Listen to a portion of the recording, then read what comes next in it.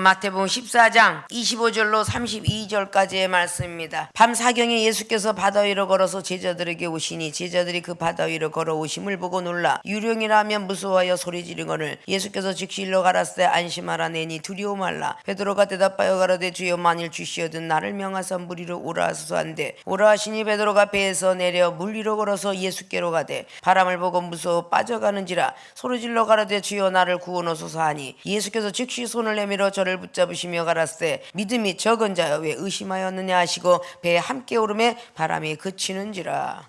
아멘. 마태복음 14장 25절에서 32절까지 봉독해 올렸던 본문 말씀의 제목은 시험 든 영혼에게 무엇을 할까 물음표를 제시합니다. 자신뿐만 아니라 남이 시험 든 사람을 많이 보게 되죠. 그러나 자신 역시 시험을 참 많이 들게 되는데 자신들에게도 말씀을 잘 머릿속과 마음속에 새긴다면은 나의 자신한테 어떻게 해야 될까라는 것도 심어지게 됩니다. 자, 시험 든 영혼에게 무엇을 해야 될까라는 고민들을 참 많이 하지요. 말해도 주라고 생각해도 주라고. 시험 든 영혼에게 뭔가 해주긴 해줘야 되는데 할 수가 없을 때 오늘 마태복음 14장의 앞에서부터 제자들은 참 많은 시험을 갖고 있습니다. 쉬고 싶은데도 쉬지 못하고 계속적으로 예수님을 따라다니고 있었던 15절부터 보면 오병의 기적이 일으켰던 그 시절에는 어린아이의 떡과 물고기 2마리 갖고 역사를 일으키라는 참 어이없는 소리 속에서 주님 옆에 있을 때에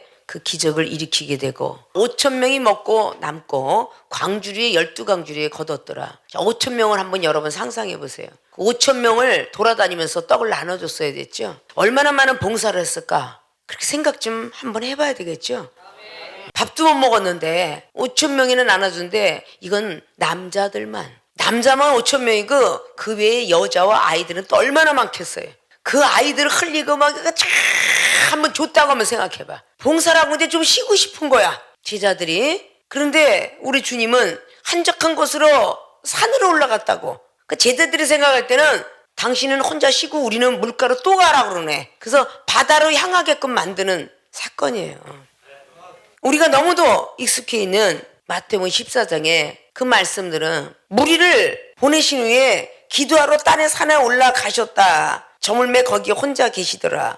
이 말씀은 주 50경경이 넘어서 하나님의 음성을 듣고 기록한 기록서예요. 그때 당시에는 제자들이 다 어떤 생각을 갖고 있었을까라는 걸 볼 수가 있겠죠. 왜냐? 22절 보면 예수께서 즉시 제자들을 재촉을 했습니다. 재촉했다는 뜻은 빨리 가 이 자식아, 빨리 가 이 자식아 이런 뜻이잖아요. 뭔가 오병이에 봉사 충성했다고 잘했느니라, 내 제자들은 잘했느니라 이러고 칭찬한 게 아니라 재촉을 했대. 재촉은 뒤에서 계속 떠밀었다는 뜻이거든. 근데 남자가 부드러울 리는 없잖아요. 덕거머리 청년이 30대인데 목수의 아들 예수님이신데 재촉을 했다는 거는 너무 가기 싫을 거 아니에요. 힘들었을 거 아니에요. 5,000명이 아니라 어린아이가고 아이들까지 부녀까지도 하면 몇만 명이 될지도 모르는데 그 사람들에게 봉사했으면 좀 쉬었다 가야 되는데 재촉했다는 건 빨리 가자라는 뜻이거든요. 좀 쉬었다 좀 가요 라고 하는 건데 예수님께서 제자들을 재촉하시고 자기가 무리를 보내는 동안에 배를 타고 앞서 건너편으로 가게 하시고, 자, 제자들을 재촉해갖고 제자들은 배에 태웠어요. 그리고 우리 주님은 떨어졌어요. 그리고 무리를 보내신 후에 기도하러 따로 산에 올라가시니 저무니까 거기 혼자 계시더라. 기도하러 올라갔는데 제자들이 볼 때는 속이 상하니까 기도하러 올라갔다는 생각을 안 할 거예요. 한적한 곳에 들어가셔서 쉬실래나 보다. 제자들 보는 앞에서 쉬면 뭐하니까 저 안에 들어가 쉬실래나 보다. 그리고 우리는 지금 배 타고 또 건너가랜다. 이런 오만 가지의 생각이 벌써 시험의 시작이죠. 자, 배가 이미 육지에서 술이나 떠나서 바람이 거슬려서 물결을 인하여 고난을 당하더라. 벌써 한 중앙쯤 갔어요. 물결로 인하여서 고난을 당합니다. 바다 물결로 인하여서 고난을 당해요. 엄청난 시험이 계속 연속이죠. 자, 밤 사경쯤에 예수님께서 바다 위로 걸어서 제자들에게 오십니다. 그 사경이면요, 이제 새벽에 저녁 때에 가서 새벽에 해가 떠오를 때쯤까지 바다에 머물러 있었다 라는 걸 한번 생각하면 어느 정도의 시험이 있었나 생각할 수 있겠죠. 적어도 배 위에서 9시간 이상은 서 있었다. 계속 물결로 인해서 고난을 당했다. 배멀미는 엄청나게 심했을 거야. 그래 안 그래요? 우리는 이런 환경 속에 아 그랬구나 이러면 안 된다는 거야. 믿습니까? 아 그러면 대단한 시험이 들었겠구나 제자들이. 이해가 되시죠? 자 그럼 본론으로 들어갑니다. 시험 든 영혼에게 무엇을 할까? 첫째, 두려움 없애주고 안심시킨다. 시험 든 영혼한테는 말씀의 지적이 아니에요. 말씀의 위로가 아닙니다. 말씀 갖고 가르치려고 드는 게 아니에요. 두려움을 없애주고 안심시켜야 돼요. 안심은 마음의 평안함을 준다 뜻이죠. 두려움은 벌써 생각부터 왔죠. 주님이 그 9시간 동안 지쳐있는 그 제자들에게 바다 위에 나타나셨어요. 그러니까 지쳐있는 그 눈에 유령으로 보였겠죠. 귀신이 떴다. 물귀신이 올라왔구나. 뭐 이런 식으로 생각하겠죠. 그런데 우리 주님은 즉시 안심하라 내니 두려워 말라 라는 단어가 짧게 27절로 기록하고 있지만 그 내용면에는 우리 주님께서 두려움 없애주고 안심을 시켰을까? 자, 이 성경 말씀대로라면 여러분들이 지금도 아직도 이해가 되지 않아. 자, 우리 생활의 삶 속에서 두려움이라는 것을 한번 찾아보시는 거야. 초신자들에게는 교회 미쳐 살면 내가 무엇을 먹고 살까? 그런 두려움이 올 수 있을 거야. 자, 조금 성령을 안에서 들어온 사람들에게는 나는 저 사람처럼 기도를 언제나 잘할 수 있을까? 이것도 두려움이야. 나는 언제 말씀을 저렇게 잘할 수 있을까? 나는 믿음으로 저 사람처럼 어떻게 행할 수 있을까? 대표기도 다음 주에 하겠습니다. 기도의 두려움으로 한 달씩 연습해야 돼요. 계속 외워도 한번 올라가서 실수 한번 해? 다시는 기도 안 하고 싶어. 나 기도만 시키시면요 나 교회 안 나올 거예요. 이러고 하는 사람이 많다고 말이야. 이 기도의 두려움을 안심시켜주는 거야. 그러면 기도하는 시험 들었죠. 내가 믿음으로 행하려고 했는데 망신당했어. 이런 시험 들었죠. 나는 말씀으로 열심히 좀 하려고 들었는데 갑자기 나보다 더 큰 말씀을 가진 사람이 나타났어. 나는 그래도 명색이 목사인데 내 옆에 있는 영혼은 집사인데 저 집사가 나보다 말씀을 너무 많이 알아. 나 그래서 시험 들었어. 내가 공부하면 뭐 하겠어. 아무 소용이 없어. 그래갖고 계속 흔들거리고 내가 가고 싶어서 안 나. 목사 되고 싶어 됐어. 목사라는 게 성격도 이렇게 못되고 사랑도 짓불도 없어. 나 이거 목사면 뭐래. 이래가면서 막 두려움과 불안과 초조해서 막 놀아요. 여러분이 그렇게 집사 시절에 두려움을 없애고 안심시켜서 전도사 시절에 이제는 안 하면 되지. 그래. 전도사의 두려움을 없애고 안심시켜서 준목의 두려움을 없애고 목사로 이렇게 바꿔놓은 거야. 안심시켜서. 여러분 앞에 시험 든 영혼들이 있으면 내가 언제나 저렇게 기도를 잘할까요? 저기 있는 저 목사는 젊은 목사님인데 저렇게 은사 능력도 많이 받고 나는 언제 저렇게 잘할 수 있을까요? 그러면 계속 두려움 없애버려줘야지. 그런데 말씀 좀 한다고 마가복음 9장 23절은요 할 수 있거든요. 무슨 말이냐. 하나님은 믿는 자에게 다 느끼면 못할 없다 그랬어요. 믿어보세요. 이러고 가르치는 선생만 돼. 그거 모르는 사람이 어딨어. 성경 말씀 자기가 그랬다는 얘기는 안 해. 아이고 나는요 집사보다 더 쪼다했어요. 오늘 바보는요 반바오리 같았고요. 기도만 시키면 눈물을 콕콕 쏟았고요. 도망가고 싶었어요. 어머 그래요? 목사님도 전도사님도 그러셨어요? 이러고 받아들인단 말이야. 난 기도 많이 해봤더니요 안 나와요. 마가복음 11장에는요 구하는 대로 받는다 그랬어요. 안 되던데요. 누가복음 18장에는요 낭만치 말고 기도하라 그랬어요. 그럼 다 받는데요. 계속 말씀만 갖고 가르치려고 하더니 이게 일만 스승이요. 공전서 4장에 나와 있는 일만 스승이 있으되 아비는 없다. 계속 말씀만 가르치려고 들어. 나를 거론해서 안 되거든. 삼자를 거론하면 되잖아. 그냥 K 목사님요 과거에 얼마나 날라라에 핫바빠했는지요. 뒤에서 껄떡껄떡 다리 들었더라고 이렇게 막 살았는데요. 와 얼마나 지금은 기도도 잘하는지 막 은사도 잘하고 막 영어도 줄줄 외국 사람하고 회화도 하고 막 설교도 한대요.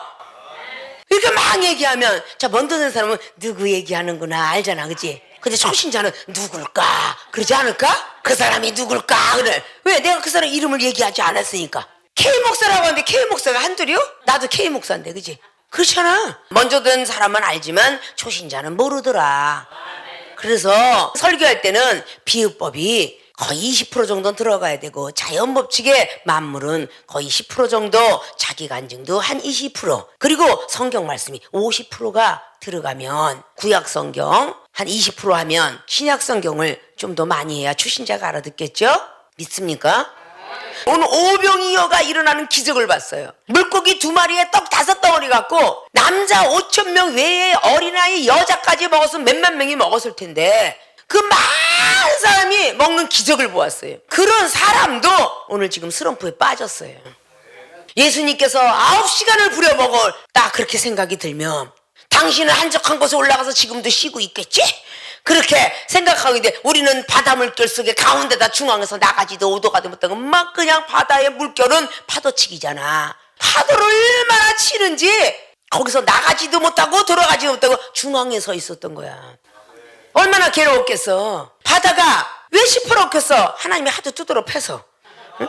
그래서 시퍼러운 거야 바다가. 근데 바다가 두드러 맞지 않냐면 맑아지질 않는데, 과학의 자연 법칙이 바다는 계속 두드러 맞으면서 정화시키기 때문에 거기에 배가 함선이 물에 빠져서 기름이 뜨든 폐유가 뜨든 싹 정화가 돼서 우리의 피를 맑게 해주는 다시마, 미역 이런 게 자라나는 거야.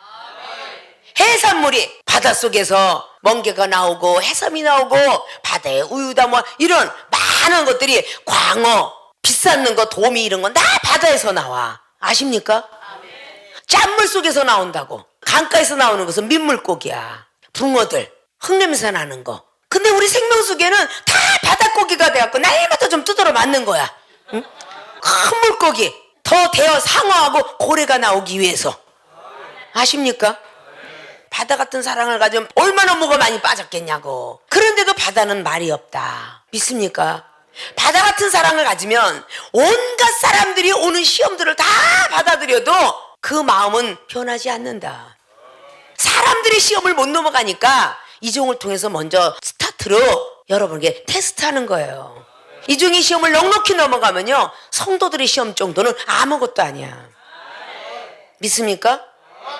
오늘 그렇게 시험을 당하고 있다가 바닷물결로 걸어오는 예수를 보니까 유령이십니까? 라고 그렇게 입술로 나갈 수밖에 없어요. 어제는 은혜가 받아서 할렐루야 하면 은혜 막 하다가 시험이 들면 입술로 바로 유령입니까? 하고 나왔던 베드로 사도처럼 바로 부정적인 단어가 나옵니다.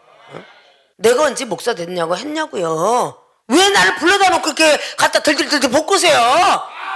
나는 인생을 어떡하라고요? 나 20대가 이제 요즘은 아르바이트도 20대인데 난 지금 30대로서 40대로 가고 있으니 어디 가서 아르바이트를 뛰어요. 이래가면서 투덜거리는 거예요. 막 내가 세상에서 돈을 잘 벌었으면 지금 신용불량자 될 수가 없거든요. 이래가면서 그래, 그 운명은 그렇지가 않아. 그 하면도 해야지. 생사본 하늘에 달린 거야. 인명은 제천이고 세상 밖에 놔뒀으면 죽었을 거야.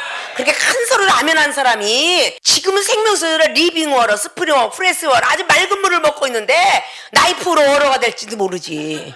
나이프만 흔들고 다니면 나이프에 갔지 뭐 어디 갔겠어. 칼을 가는 자는 칼로 망하리로다. 사도 베드로에게 마태는 26장을 통해서 말했어. 칼로 망한다. 하나님이 건지신 거야. 생명수계에는 신용불량자들이 많잖아. 벌써 언제 우울이 걸려서 자살했을는지 어떻게 알아. 하나님이 건져서 뻔돌이 뻔순이가 됐고 건강을 찾아서 룰루라라고 다니니 생명수계 가난한 사람은 전체가 앉았는데 가난하게 보이는 얼굴이 여기 하나도 있는가? 빛이 반짝반짝반짝해요. 아주 가난하게 보이는 사람 하나도 없어요. 여기는 전부 부자 같아. 근데 우리는 가난해. 심령이 가난한 자 복이 있나니, 그거 알으셔? 천국이 저희 것임이라. 심령이 가난하니까 천국이 우리 거잖아. 애통하는 자 복이 있나니, 하나님 위로해 준대잖아. 아니 팔복을 우리가 마태복음을 통해서 알면서도 우린 그걸 따라가기 힘들잖아. 자, 이렇게 두려움 없애주고 안심시킨다. 시험 든 영혼들한테는 말씀으로 안심을 시키서는 안 되고, 여러분의 과거에 있던 나도 그랬다, 나의 죄를 자복하고 증명하여 믿음을 고백하는 일이 간증이도다. 간증은 믿음에서 들음에서 나느니라. 간증을 들려줄 때 그 사람의 믿음은 성장하는 거예요. 그 로마서 10장의 17절입니다. 그 후에 말씀으로 들어가야 깨달아지느니라 그랬어요. 우린 다 말씀으로만 갖고 지적하려고 들어요. 그래서 먼저 육적으로 두려움을 없애주고 할 수 있어. 걱정하지 마. 집사님도 조금만 있으면 말씀 달달달달 외우고 기도도 열심히 할 수 있을 거고 영혼도 떠지고 기도도 떠지고 그냥 선생님처럼 아주 설교도 잘할 거야. 과거에 내가 쪼다 같은 사람 많이 봤는데 지금 뭐야 설교를 줄줄줄 나오고 말씀도 잘하더라. 이러고 안심을 시켜줘야지. 두려움을 없애버리고. 믿습니까? 김마려 목사님 무섭다는데 큰일 났다 잘못한다 어떡하면 좋지? 이러고 전도사님한테 좀 뭔가 위로를 받으려고 먼저 부목사님한테 위로를 받으려고 싹 상담을 하면 그러게 큰일 났다 너 혼나면 어떡하지? 이러고 두려움에 플러스 두려움을 더 줘. 너 큰일 났다 너는 죽을 수밖에 없을 텐데 어떡하지? 이래 가면서 그러게 내가 하지 말랬잖아 왜 야단맞이를 해? 이래 가면서 사람을 아주 더 죽여 반쯤. 응? 그러면 안 된다는 얘기야. 혼나면 어떡하지? 막 그러면 아니야 우리 목사님은 초신자들 절대 야단 안 쳐. 중신자하고 저렇게 능력받고 은사 받은 사람은 야단치지 은사 능력 안 받은 사람은 야단 안 쳐. 이러고 두려움을 없애줘야 돼. 그리고 안심시켜줘야 된다고. 믿습니까? 근데 저 K 목사님 하면은 왠지 모르게 베라지가 좀 뒤틀어져 갖고 말이야. 좀 은혜스럽게 아멘이 아니라 좀 뒤틀어져 갖고 그런 아멘하는 것처럼 들리잖아. 아름답게 하세요. 그 앞에 있는 우리 K 집사님이 경기에 일어나세요. 은혜 받으려고 가만히 앉아있다가 은혜가 떨어지면 안 되죠. 자기 자신만 은혜 받으려고 아멘 믿습니다 마시면 안 되고 옆에 사람들도 좀 고려해야 되는 거야. 믿습니까? 그게 은혜인 거야. 이제는 강대상에서 여러분에게 은사 능력이 나가기 때문에 열심히 흡수를 하시면 병든 자가 앉아있어도요 고치고요. 지금 외국 집회 다닐 때에 가만 앉아있던 목 디스크 환자, 허리 디스크 환자, 심장병 말씀을 듣다가 다 고쳤어요. 그런 일들이 빈번합니다. 여러분이 어떻게 받아들이냐에 따라서 여러분이 병을 고치고 안 고치고 할 수 있어요. 여러분 문제 해결받을 수 있습니다. 믿습니까? 그래서 여러분들이 그렇게 은혜를 받았기 때문에 여러분 앞에 있는 영혼들이 두려움에서 벌벌 떨고 있고 초조 나는 아무것도 아닌가 봐고 시리에 빠져 있거나 우리와 그런 많은 조리가 오거들랑 두려워하지 말라. 내가 있지 않냐. 오늘 주님이 똑같은 나이인데 베드로가 나이가 더 먹었다고 합니다. 믿습니까? 예수님보다. 그런데 내니라 두려워 말라 안심하라 라고 안돈에 숨을 쉬게끔 했던 그 단어 속에는 엄청난 하나님의 사랑이 담겨져 있어요. 믿습니까? 걱정하지 마. 내가 이렇게 해서 하나님께 기도도 한번 해볼게. 또다시 나한테 마음에 평안을 못 얻더라면 나보다 더 윗단계에 있는 분이 있으니 소개해 줄게. 이래가면서 할 수 있는 사람이 되어야 돼요. 믿습니까? 자, 두려움 없애주고 안심을 시킬 수 있는 능력자들이 다 되어지시길 주님 이름으로 부탁의 말씀을 드리겠습니다. 시험된 영혼에게 무엇을 할까? 두 번째입니다. 의심을 빼주고 믿음을 심어준다. 오늘 두려워 말라라고 말할 때에 두려움이 없어지고 안심하게 되는 장면이 28절입니다. 그래서 이제 입이 열렸어요. 입이 뻣뻣이 굳어있던 입이 베드로가 대답하여 가로되 주여 만일 주시어든 나를 명하사 무리로 오라소서 한대. 아까 유령이라고 했던 입술이 은혜를 받은 입술로 변해서 주여 주시거들랑 나를 무리로 오게 하옵소서 라는 말을 하고 있어요. 다시 한번 주님이시라면 나에게 기적을 보여주옵소서 라고 말했던 것이죠. 그럴 때 주님은 오라 명령하십니다. 하시니 베드로가 배에서 내려 무리로 걸어서 예수께로 갑니다. 자, 무아지경에 빠졌으니까 배에서 내려왔겠지. 자기 정신이 아니니까 배에서 내려왔겠지. 자기 정신이 육적 정신이 있었더라면 배에서 내려오겠어요? 빠져 죽을 텐데. 그 자기 정신이 없으니까 배에서 내려서. 배는 자기 전 재산이야. 자기 전 재산이 자존심이다 그 말이야. 믿습니까? 나의 자존심 자존감을 다 내려놓으면 기적을 체험받을 수 있어요. 무리로 걸어서 예수께로 가더라. 막 무리로 걸어가고 있었어요. 그런데 30절에 바람을 또 봅니다. 또 시험이 오죠. 하나님은 은혜 뒤에 축복, 축복 뒤에 환난, 환난 뒤에 축복, 이런 식으로 계속 믿음을 성장시키세요. 자, 오늘 바람을 보고 무서워 빠져가는지라 소리질러 가로되 주여 나를 구원하소서 하니 예수께서 또 즉시 손을 내밀어서 저를 붙잡으시며 가라사대 믿음이 적은 자여 왜 의심하였느냐 하시고 배에 함께 오름에 바람이 그치는지라. 자, 의심을 빼주고 믿음을 심어준다. 내가 정말 무리를 걸어가는 거 맞아? 의심했어요. 이런 사례가 세상에 아니 나도 할 수 있어요? 집사님 나도 할 수 있어요? 지금 내가 하고 있잖아. 주님은 내가 지금 무리를 걷고 있잖니. 너도 걸을 수 있단다. 나처럼 걸어와봐. 이 물은 믿음이라 말할 수 있고 말씀이라 말할 수 있으며 이른 비에 늦은 비에 성령이 기도라 말씀할 수 있어요. 그래서 믿음 생활하다가 기도 생활하다가 말씀 생활하다가 시험이 들어 물에 빠질 수 있다 그 말이에요. 자, 먼저 의심을 빼주고 믿음을 심어주는 역할을 우리는 해야 되는데 내가 시험이 들어있으면 못하겠죠. 자, 자신들이 시험 든 것은 바로 오늘의 이 말씀을 적용시키는 거예요. 내가 두려움에 젖어 있구나. 난 할 수 있나라고. 그럼 두려움을 없애버리고 자기 마음을 안심시킬 수 있는 말씀도 가질 수 있어야 되고 자기가 의심을 자꾸 했다라면 첫사랑 믿음으로 돌아갈 수 있어야 되며 체험했던 것들을 기억해야 된다는 거죠. 주님께서 우리를 걷게끔 하면서 체험을 보여주시잖아요. 주님도 때로는 먹을 것이 없어서 바알세불 소리 들어서 시험도 안 든 적이 있는 게 인성을 가졌기 때문에 들었어요. 그래서 주님은 인자는 머리 둘 곳이 없도다 라고 말하잖아요. 새도 집이 있고 그리고 여우도 굴이 있는데 나는 머리 둘 곳이 없구나. 그런 것들이 전부 시험이죠. 그분이 시험을 당하셨기 때문에 시험 뒤에 내가 이렇게 무리를 걸었다. 너도 이 시험을 극복하면 무리를 걸을 거야. 그래서 바다 물결의 시험을 넘어갔더니 진짜 무리를 걸었죠. 그렇게 큰 체험을 받고도 또 바람에 의하여 또 시험이 들면 쓰러지더라. 시험이 오는 게 자꾸 무서워진 거예요. 또 바람을 보고 무서워서 빠져가는데 빠져갈 때서야 비로소 소리 질러 가로되 주여 나를 구원하소서. 주의 이름을 불러요. 그럼 아까 유령을 볼 때는 주의 이름이 유령일까 하노라 그러는데 지금 믿음이 성장 좀 됐죠? 한번 체험을 받으니까 주의 이름을 불러요. 헬프 미 지저스 해가면서 도와달라고 막 그래요. 그때 주님께서 즉시 손을 내면서 믿음이 적은 자요. 그러니까 어찌 의심하였느냐. 의심이 있기 때문에 믿음이 성장 안 되는 겁니다. 의심이 없어지면 믿음이 성장됩니다.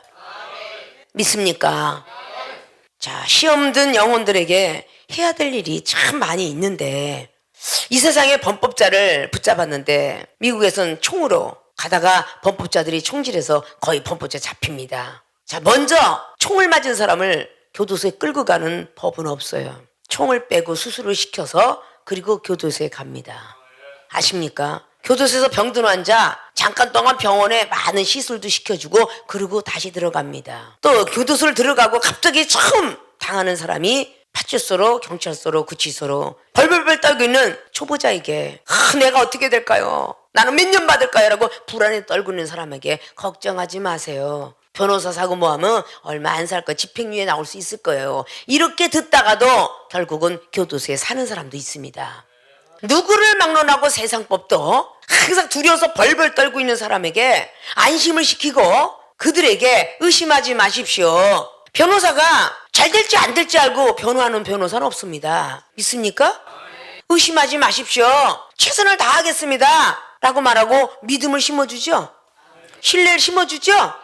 걱정하지 마라. 반드시 될 수 있을 것이다. 그러나 거기는 검사하고 변호사가 같이 병행해서 싸우니까 형이 떨어지면 잘 된다고 하지 않았느냐고 또 소리 막 지르잖아요. 걱정하지 마십시오. 이 힘이 또 있습니다. 또 그렇게 안심시키고 믿음을 집어넣죠.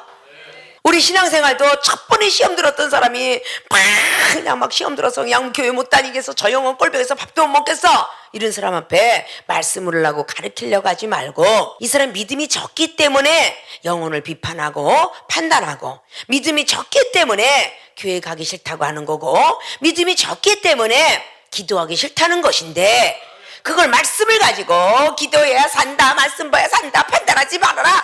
판단하면은 분명히 하나님이 정죄를 받는다. 로마서 2장이 있지 않느냐.